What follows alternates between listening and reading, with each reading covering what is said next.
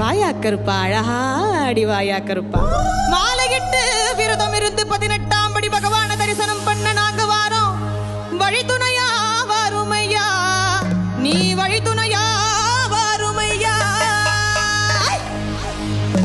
வெள்ள குதிரையில எங்க கருப்பா, நீ வெள்ள குதிரையில வெட்டருவா வீசிக்கிட்டு